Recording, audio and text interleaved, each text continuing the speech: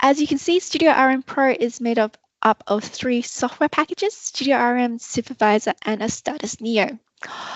All these softwares can be used independently and are sold separately if you don't want the bundle. However, together, they are the best in-breed software that is out there today on the market.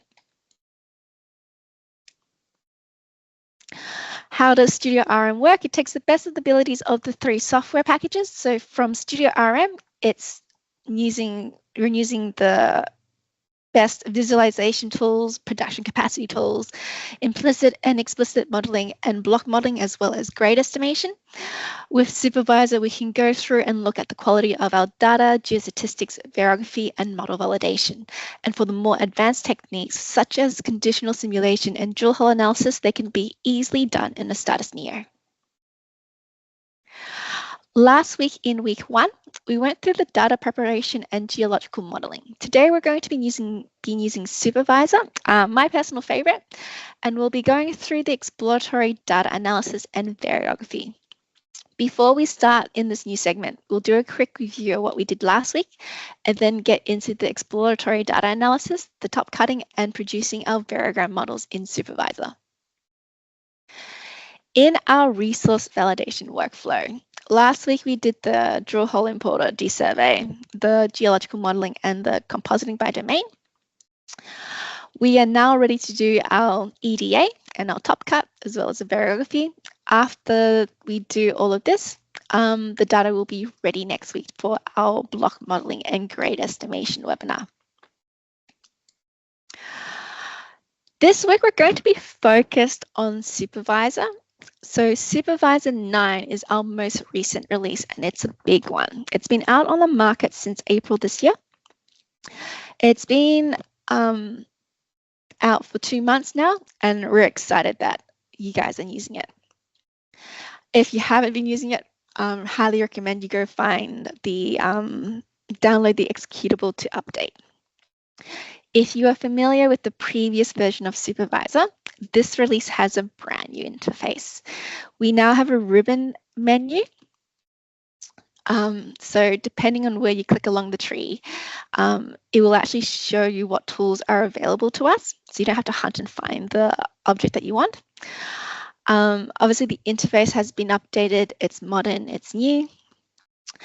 It's still the same Supervisor we've been using before. The way we work is the same. It's not changed because people really do like that parent-child relationship that we build. The navigation has gotten easier with the inclusion of the ribbon in the interface and a few other quality of life enhancements. The biggest update is something we can't actually see. It's the base platform that sits behind the software, so effectively the engine of the software, and this has been completely updated and rehauled.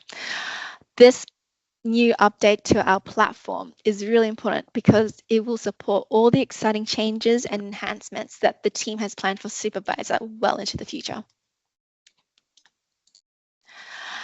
The steps we are going to cover today will be our EDA. We'll be using Supervisor to generate univariate and multivariate plots so that we can analyze and compare our data with these tools. The default settings in the software allows these plots to be easily generated. However, at any time we want, we can interactively adjust the plots to make them look like how we want them to and control them as we need to. We can also spit out all the statistical tables for reporting purposes at any point of the tree, and it's got some really robust tools to help us investigate our EDA. From there, we'll be moving into our top cutting analysis using Supervisor's global top cut analysis component, which is very popular amongst our clients. This tool is going to allow us to interactively and efficiently assess what top cut values are going to do to our data set and what might be the most appropriate to utilize.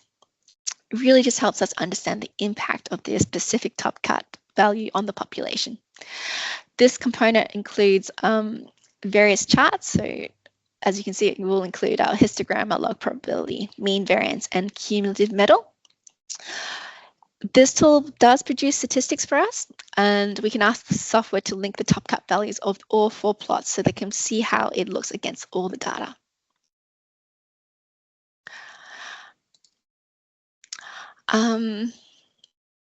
From there, we'll move on to our variography.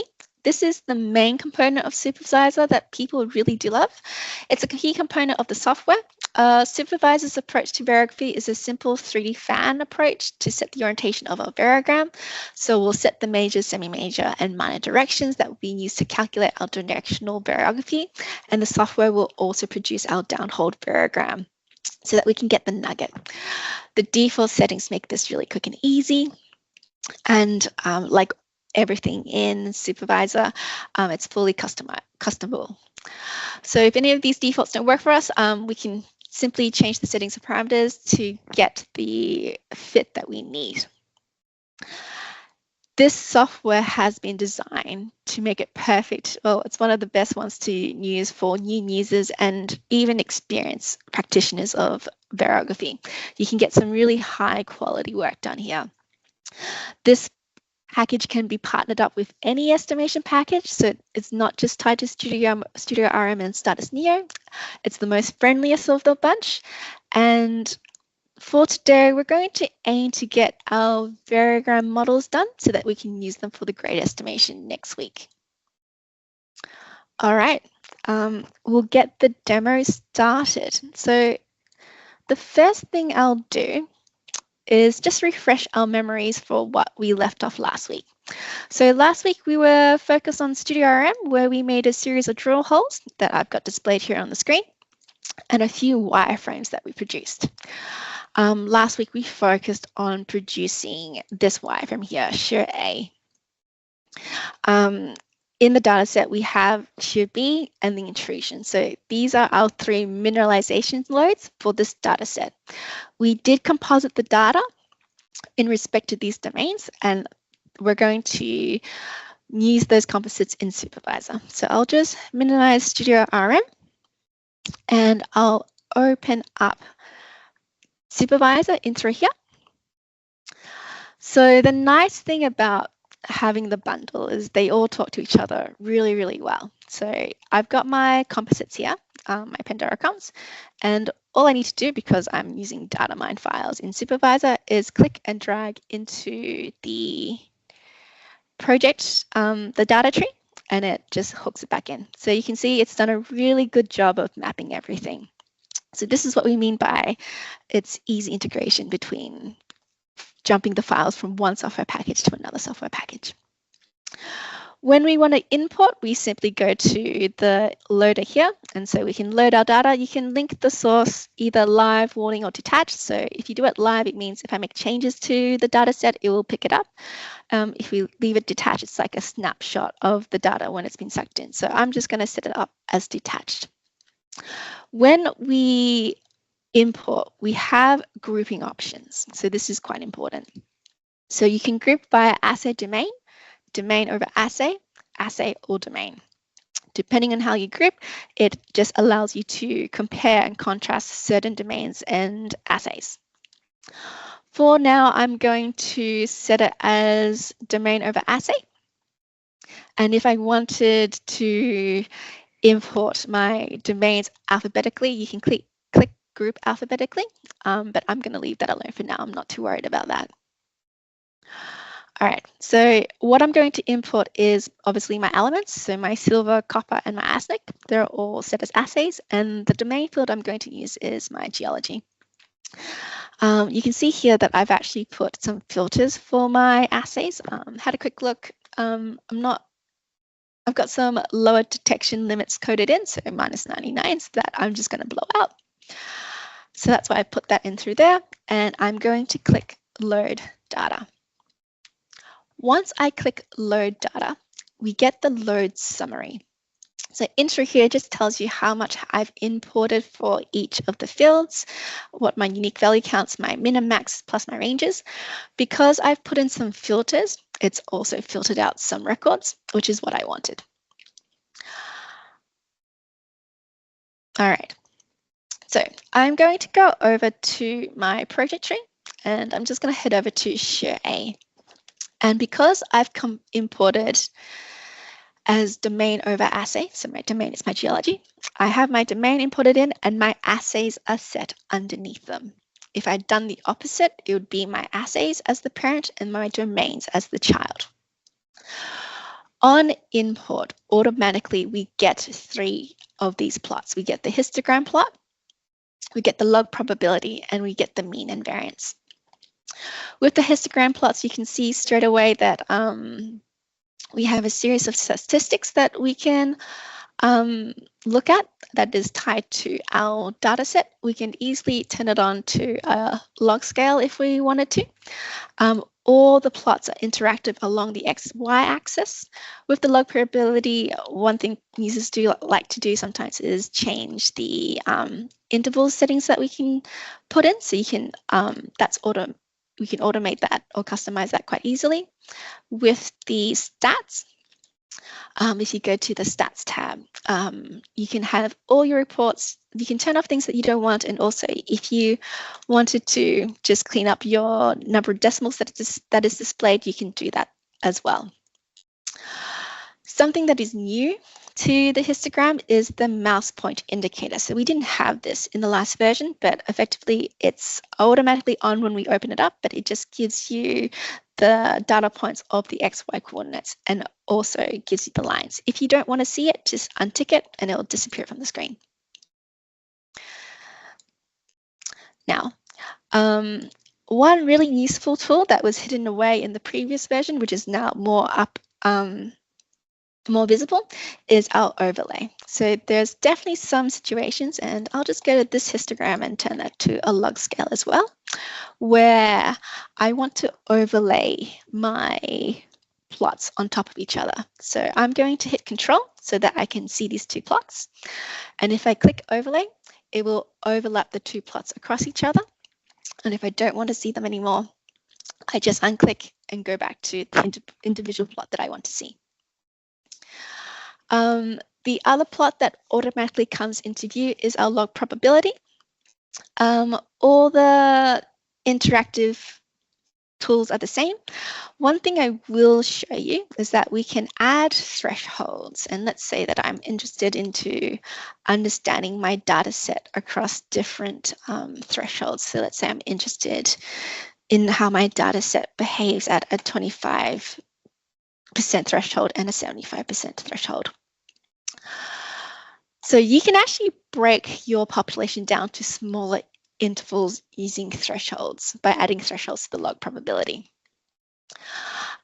So if we go to my stats and I go report statistics, and I'll just,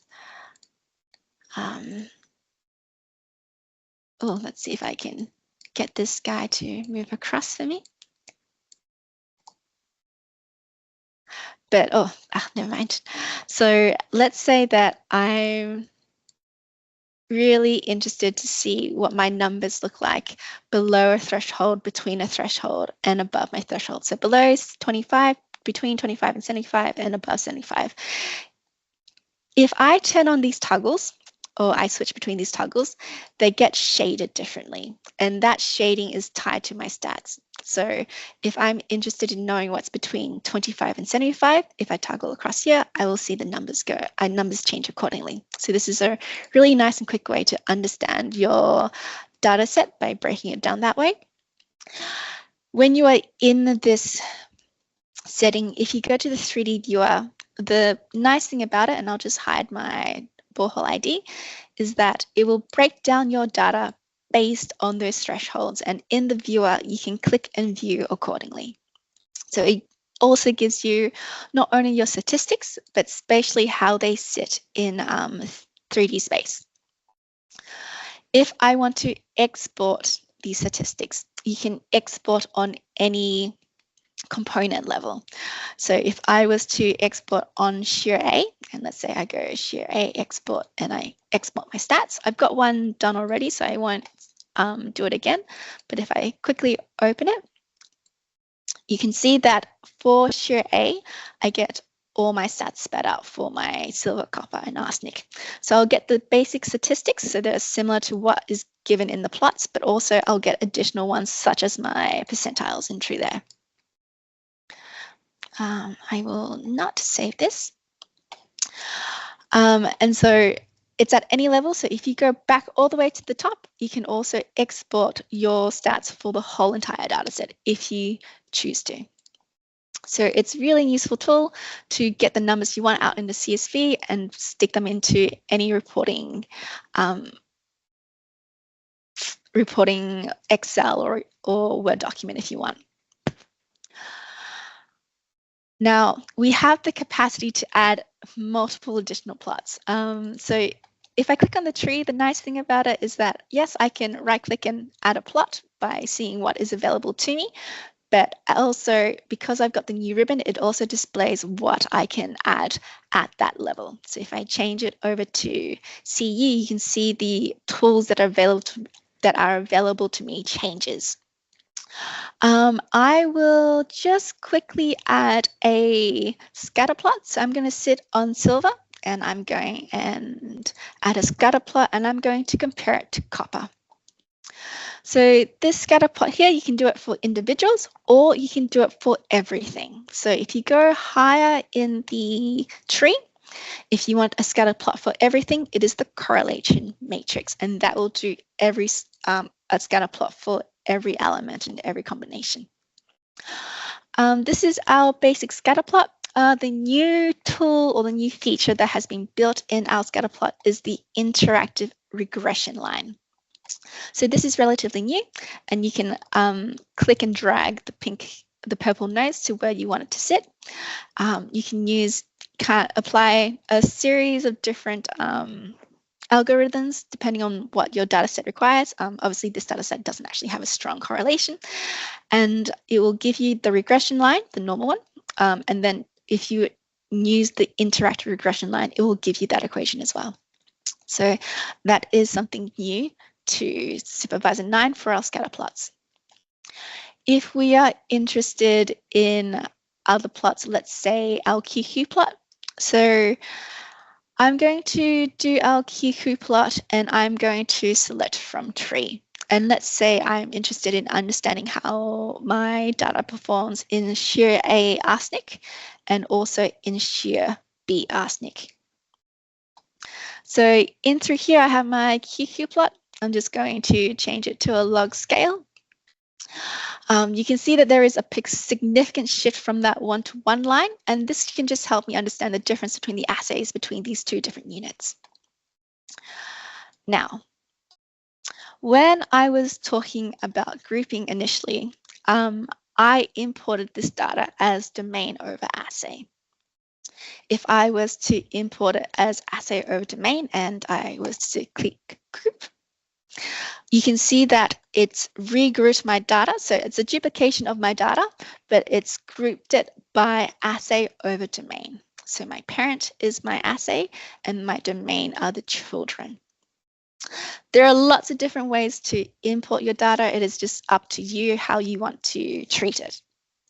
Now, while I'm sitting in assay over domain, what I'm going to do is I think I will add a box plot, and I'll just change that to a log scale. So with this block plots, it's quite nice because it just helps me interrogate. Like all these tools are just there to help us interrogate what our data is. We have our box and whiskers. It's displaying our boxes between our 25th and 50th percentile, and then our 25th to 75th percentile, and then also it's got the 50th. So all the blue dashed lines is the 25th, 50th, and 75th, and the red line is the mean. So this is a really quick and easy way to see how skewed your data set is. So you can see in shear A, my mean is above my data set. So shear A is a lot more skewed than it is in shear B. If I want to show where my data is scattered, you can just click show data points and you can see how it's distributed across the chart itself. If I wanted to join my data set to see what they look like together in box plot, you simply need to click on one domain and then click on another, and they will actually merge. So I have now a merged shear A and shear B domain, and this is what that distribution looks like when they're combined. If I am not interested in certain domains, for example, my sandstone and siltstone, because they're just background, because you can see that they're so low, you can tick them off, and so we can just see our ore mineralization if we want to. To get out of this merge, you just need to untick the domains and you're back to your normal graph. All right, once we've done our interrogation, and there's tons of different tools that you will want to use. We've just gone through a couple. I'm just going to run us through the global top cut analysis. So I'm just going to head over to shear B and go over to my silver here. And I'm going to add our global top cut analysis. So when we add our global top cut analysis, straight away we get these 4 charts. We get the histogram, the log probability, the mean variance, and the cumulative metal. Like our normal log probability, everything's interactive. One thing I might do is I might just change the number of intervals, so it's actually easier for me to see the breaks in my data set. And so I can zoom in like so, and you can see that I've got some bends that are happening and breaks in my data. I'm going to double tick to go back out. In our log probability, a lot of people use this by looking at major kind of breaks or displacements along the trend. And the nice thing about it is that you can go through them individually and move these arrows, and they're tied to the top cuts here. So you can see different top cuts. If you were using these individually, where would you place them? We have our mean variance plot. This is an interesting plot. This plot has the proposed top cuts along the x-axis. And on the right-hand side, it is the coefficient variation. In some cases, we might want to use the CV below a certain threshold as part of our process of selecting our top cuts. So maybe there are some strict rules for your deposit that the CV needs to be lower than 1.2. Or maybe you look at this and go, well, when the CV starts to change, that's maybe when I stop. And our 4th plot is the cumulative metal. So a lot of clients use this to also figure out where the top cut is based on the breaks in the data set. So if there's significant spaces between the cumulative metal. So individually, you could do them and it will give you an average top cut, and that might be something that you can go with. Or alternatively, you can also link your top cuts, and once they're linked, you can kind of go through and the arrows will follow. And let's say for whatever reason, I thought 65.50 was an appropriate top cut for me. When we choose a top cut, the nice thing about the global top cut analysis is that it gives us our statistics for our raw. So this is our data that has no top cut, our statistics for when it has been top cut, and the percentage differences between the two. So how much metal we're going to lose is documented here as well. So we can see that the number of samples that I've top cut is 16, and the amount of metal that I will lose is 0.8. And the top cut is within my 39th percentile. Similarly to the log probability plot, if I go to my 3D viewer, and I'll just increase the size of my points, you can click in the field here, and it will actually show you what samples you have chosen to be top cut and where they sit in space. And so that's just really nice to see where in real world is my metal or my samples are, the metal and the samples that are going to be removed. Now, once I've chosen these values, what you can do is hit apply top cut. When I hit apply top cut, if we go back to the tree, you can see now that the silver has an @ symbol in front of it. And if I click on here and go over through here, this takes me to this silver component. This tab gives us a lot of opportunities to filter in very particular ways. So right now, I've got at 6550. What that means is that if the number for the max, if there is an at symbol in front of it, it's taking all the values above 6550 and taking them down to 6550. Obviously, I've hovered over this so you can see what all the other symbols may mean if you choose to use them. You'll notice there is a greater than 0 symbol for our minimum. This stems from our loaded data when I initially loaded it here. Now, if I wanted to export the statistics from my global top cut analysis, all you need to do is simply right-click, export, and export your global top cut analysis, and you'll get that as a CSV, which you can then put in your report or stick in your appendix. The nice thing about all the components in Supervisor is that you can copy and you can actually go off and paste them in other areas of the tree.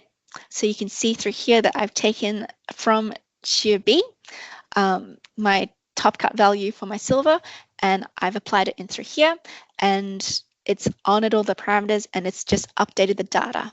And so you can easily copy and paste components to other parts of the tree, honor the parameters that you've dialed in, and see if those parameters are appropriate for that data set. All right. Once we've applied the top cut, if I chose to do my variography from this, it would mean that that filter would cascade down to my variography. So a lot of people do this in Supervisor. Other people will do this and then take the data out back into Studio RM and do an extra statement to top cut in there and then bring it back because they want to honor that copy. I'll actually do my variography in shear A on copper, actually. So if I want to do my variography, all I need to do is go to my element. I'm going to right-click add, and I'm going to add the horizontal continuity fan, and I'm just going to click update so that my data comes in. Yeah, so like all our plots, this is interactive. We've got our fan and we have our fan variogram. So a lot of people do actually just sit in the fan variogram. You can see that I have this sliding bar so that I can change my lag. I'm going to set it up at 35 because that's the kind of average distance. And this is also the distance here. So it's really interactive. That's the beauty of this particular tool. And when we use this particular tool, we get our fan plus we have all the variograms in the directions. And right now I've got 18 rays. You can change that as you see fit. Now, the whole point of this is to choose the direction. So effectively, at this stage, the whole point is to pick the arrow, line up the arrow in the direction of most continuity. We're effectively looking to line up the direction with our cooler color, so everything is blue. So, but if I had more colors, we're looking to line up our direction with our blues and greens. So the direction of least variability, so most continuity. And when we're looking at the variograms themselves, we're looking for the variogram that typically has the lowest nugget and the longest range. If I go over to the 3D viewer, you can see that this is my horizontal fan. So like I'm on my RL, and the pink is where I've chosen my direction. I'm just going to get rid of the grid because it's a little bit of an eyesore, and I'm just going to line up my data to the center. So one of the tricks here is if you just hold down your scroller and center your data at the crosshairs and then go back to the parent tree and click, it will center this accordingly. So I've picked the direction of most continuity, and it's effectively a long strike of this deposit in through here. Once I'm satisfied with that, I'm going to go and add my across strike. So this is my major direction, and it's effectively a long strike. This is my semi-major direction, and it's effectively going to be my dip. So I'm going to go back through here, and obviously there's 10, well, effectively really one direction. So I'm going to spin that around just to make sure that it looks all right. I think that looks okay. I'm just going to shift it around a bit more so it looks, yep, so that looks good. Once I've chosen my cross strike, I'm now going to do my dip plane, which is my minor. So I'm just looking for the best variogram, so lowest nugget, longest range, and I want to honor my cool colors. Yeah, maybe it's that guy there. So there's my direction for my minor. So this is effectively pitch. So I've chosen my strike, my dip, and then my pitch. It's not the plunge. This, because the plunge is taken off strike. When you take a plunge direction, you're taking it a long strike. So plunge is not the terminology that we use. We use pitch because we're choosing the direction from the dip plane, and that is a pitch measurement. Now, sometimes when we're choosing which variogram was the best variogram, we sometimes are a little bit unsure. So one useful tool is that if you have two variograms where you're trying to figure out, oh, which one is the best direction, so which variogram gives me the best direction, if you hold down Control and choose two of your variograms that you're interested in, and then you right-click and show selected window, you'll get them side by side. Then you can click Overlay, and when you click Overlay, they just overlap on top of each other, and sometimes people find that this is a nicer way to figure out which direction is going to be best for the particular deposit. I've unticked Overlay. I'm just going to double-click and just get back into everything. Now, once we've chosen our directions, we're going to model the variogram. So to do this, we are simply going to right-click on the dip plane, or you can choose it on the ribbon, and we're going to hit our continuity model. When we click on our continuity model, the software will try to auto-fit, but we as the practitioner will need to look at the data source and refine it. How someone fits the variogram model can be quite subjective, but we'll go through some of the most common ways that we've seen this done. Now, when you add the continuity model, you get 4 variograms. You get the downhole, you get your direction 1, 2, and 3. In the downhole variogram, we use this to set the nugget, and the nugget value will be transferred to our 3 directional variograms. So I'm just going to click in here. Supervisor makes it very easy to model the variogram. You just need to left-click, hold down the nodes, and move them around. For modeling the nugget for your downhole, people typically, when they're doing this, will take the first and second point and draw a straight line down to where it will hit the axis. So we'll just go back in here and try to fit that accordingly. I think that will do us for now. That's probably the lowest we can go. And you will see that that nugget will transfer to all the variograms. Now, some people like to model all their variograms together. The reason for this is you can see that these structures are all linked to each other. And just so that we can see what's the best, I'm just going to move my lags a little bit. There's not a lot of data, so one of the things I can do is I can actually increase the tolerance for my data sets. They're all independent of each other. So we'll just update everything. And what I'll do is I'll set the lags. Most of the lags here are set at 30 because that's relatively representative of the data set that I have. For the third direction, a lot of people find it very difficult to get a variogram on the third direction. So you can use your angular tolerance, increase that number up so you get a higher number of pair counts.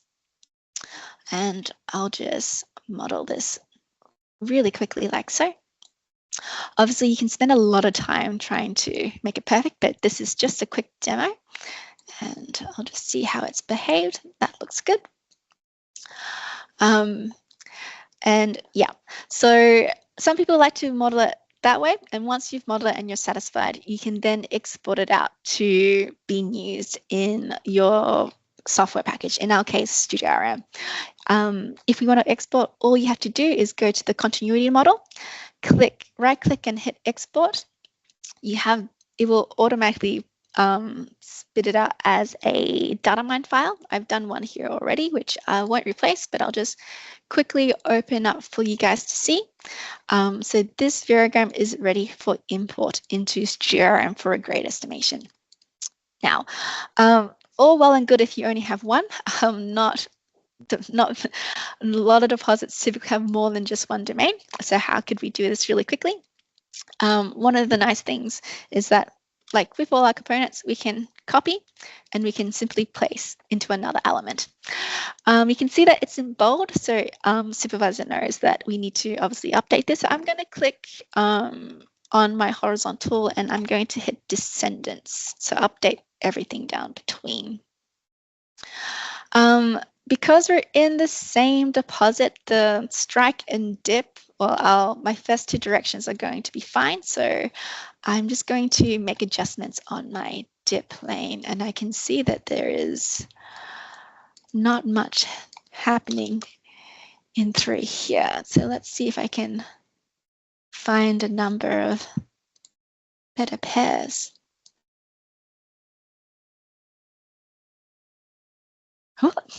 Oh, this is very messy. I'm really struggling here, so maybe I need to change my lag or maybe change it to my normal scores. Yeah, okay, so that looks a lot better. So this data needed to be transformed in order to get a better view of what's happening with my data set. So in through here now, I can now choose a dip direction that's probably more appropriate for this element. I'm just going to choose that for now. Because I've changed it to normal scores, if I was to update everything now, that normal score transform is now encoded to everything below it. So because I've imposed a normal score in the dropdown, you can see that the variogram has it's produced a better variogram, and I've picked a better direction. And because I've imposed that normal score, it's cascaded down to the rest of the branch. I'm going to do the same thing that I did previously, and I'm going to model my variogram models. Some people like to actually do these individually. I'm just going to see what I can do. So I'm just going to quickly do this. I might add a third structure in through here. And what some people will do is they'll model it one direction, copy, go to the next one, hit paste, lock the cells, and then move this fit accordingly so that it's appropriate for the data set that we have right now. It's not perfect, but it will do. will do for now. Oops. Let's double click to get it back into place. So I'll just quickly do this so that we have something. All right. I could spend a 1,000 hours on this, but I won't. Now, if I want to export off a normal score, it's not the continuity model that I need to export. It's going to be the back transform. So if I wanted to export this, and if I've got multiple to export, I simply click on both and I can right click and export, and I will get both of them exported. If you have lots and lots of them, and let's say you export and then you realize you need to make adjustments and then you make the adjustments, it's kind of tedious that you have to go through and click on each of your transforms again. So one of the things you can do is you can actually, when you're going to export the first time, you can choose your exports. If you go to components, you can actually group them. So I'm just going to group them as 00, 001. When I do this, it means that if I click on the continuity model and then hold down Shift, it will select what I've grouped together. And so that's a nice way to group your data and then export your varios EP2 when you want to do a batch export. So this was my singular export. But when I wanted to do my batch export, oh, that is not what I wanted. But yeah, so when you do, I think I need to include this as well.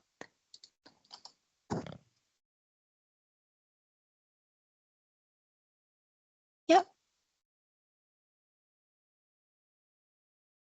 Cool. And so, yeah, so now all three of them are come across. Yeah, but effectively that's how you can group and do a batch export. All right, so this is it for today. I'm going to open up the chat for any questions if anybody has any. I'll just quickly see if anybody has any questions. But that's effectively it for our demo. Okay. 15 video. Does the Super 9 works with the other previous projects? Yes. So if you have a previous version of Supervisor, you just need to import it. So it's a Super 9 version. All software packages, we're all forwards compatible. We're not backwards compatible. So if you have a project in Supervisor 9 and you regress, you're going to find it a little bit difficult to go back. The recording is available. This recording will be, it's been recorded and will be released. Is it only random forest algorithm used in Supervisor, or are there more? I'm actually not quite sure what you mean by the random forest algorithm. If you can send an email to support, we'll get someone that can assist you with that.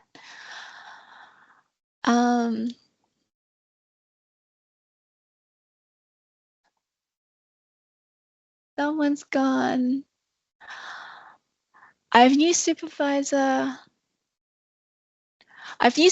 previously and understand its usefulness for ease in modeling. However, as I already use a status Neo, I would like to know why I would need both. Other than the ease of use to see a lot of duplication between packages with the advantage of going to Neo as it has the unfolding and block model options, I'm willing to be persuaded. Okay, so at the end of the day, so because we required these packages, they were their own standalone packages.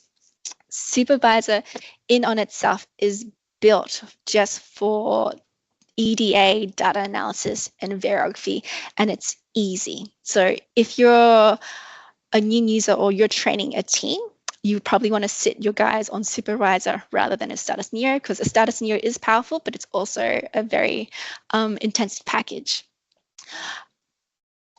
If you're sitting in a Status Neo and it's just you and you're estimating, I don't think there is much use for you. It's very much a assistance, an aid for figuring out the parameters for estimation. So we would typically, we'll see more of a Studio RM plus Supervisor combo. Then we would see a Supervisor plus a Status Neo combo. And then with the clientele in the APAC district, unless the client is doing that advanced estimation, so the conditional simulation, the drill hole analysis, because that's, and admittedly you can do estimation and folding in Studio RM. Those advanced techniques are just more robust, more powerful in a Status Neo. So we don't push people to buy it if they don't need it. Does the export support other software packages? Yes. So Supervisor, when we export, it is built to assist all packages. So I've just got data mine in through here, but it will cater to every single estimation package on the market. Does the export support Vulkan MapTech software packages? Yes, it does. So we do have a Vulkan export, but that gets spat out as a CSV, which you would then need to put back into your BCF, and usually people have a script for that. For us to export Vulkan files, or for us to take in Vulkan ISIS files, we currently don't do that. I don't think we'll see that in the future. Please let me know for other software rotations of Variogram. Is example ZXS rotation, is it true? I'm a little bit confused about the question, but I'm assuming you mean the rotations here. So when we choose our directions in our horizontal for our major, semi-major, and minor, when we're exporting Vulkan, when we're exporting Supervisor, will do all the work to spit out the variogram to the appropriate rotation for that software package. We'll find that a lot of the software packages have their own, they choose different rotations. So we're a ZXZ, but some people are ZXY or YXZ. So we sort that out on our end. What is the main differences between Studio RM, Supervisor, and a Status Neo? They're huge. So Studio RM, in its essence, is a production package. So if you are on site and you need to do wireframing, you need to do your stope recons, you need to spit out reports for reconciliation, you need to do your drill hole planning, that can really only be done in Studio RM. So it is a package for the frontline workers. Plus it has the estimation capacity. Supervisor, in its essence, is an aid to help you figure out the estimation parameters for your grade estimate. And it is the superior product for that. You can do it in Studio RM, you can do it in the Status, but in terms of ease of use, nothing on the market is as good as what Supervisor does. And a Status Neo is simply an estimation package. Like, it doesn't do the production stuff, it doesn't do the wireframing, it doesn't do any of the drill hole planning. It is purely estimation, and it lends itself as a very powerful advanced estimation package. So there are techniques that you can do in a Status that cannot be done in Studio RM. The variograms for Supervisor easily transferable to a Status Neo? Yes. From what I am aware of, when we brought Supervisor and GeoVariants, one of the big pushes is to ensure that our files across all three packages integrate into each other with ease. Can you see a point where the packages start to become together as a single package? If you mean, will we eventually just merge it all into one? I don't know. That's probably a conversation with the product managers and the VPs. They probably have a vision for that. So I'm not the right person to ask. That's well above my pay grade.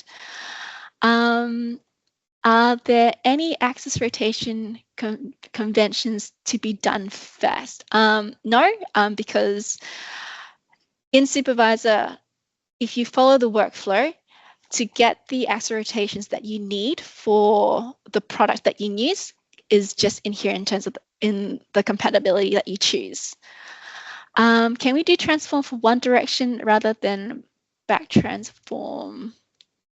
Can we do transform for one direction rather for all and back transform all branches?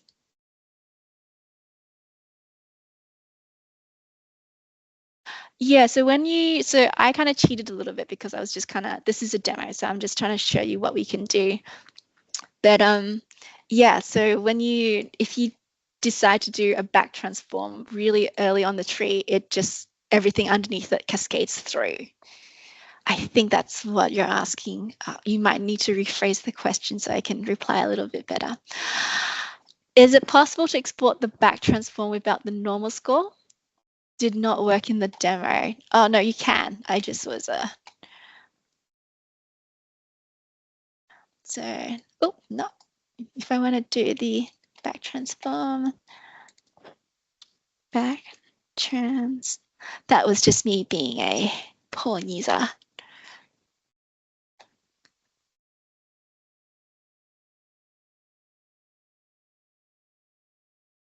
Oh, sorry, that was I spat that out as a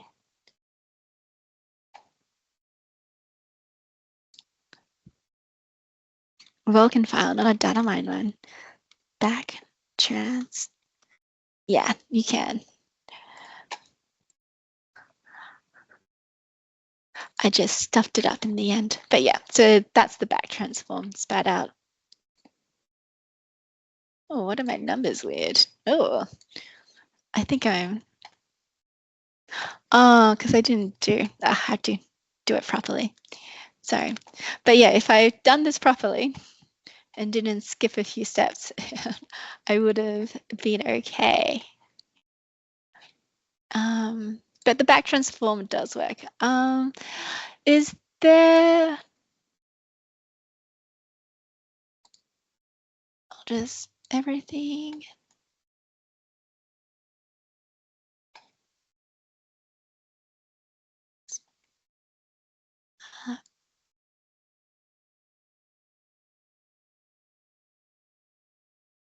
Yeah, so the back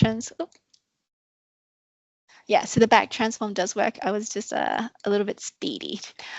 Is it possible to export the back transform without the normal score? Yes. So yeah, that just showing you that. That's all cool. Is there interdependency between all directions? Well, yeah. So you can only. So as you can see in the screen, when you choose your first direction, which is strike, to the horizontal, so where that pink line was, my across strike is on it. And so everything is just perpendicular to each other. So they're all tied to each other. I think that's what the question is. So yeah, if there's nothing else, if that's all the questions that you have, let's call it a night. It is almost 5 o'clock, which is 6 o'clock my time. So yeah, thank you for coming. Hope you got some value out of it. If you need any support or have additional questions, please flick an email to your local support team and we'll be more than happy to answer any questions that you have.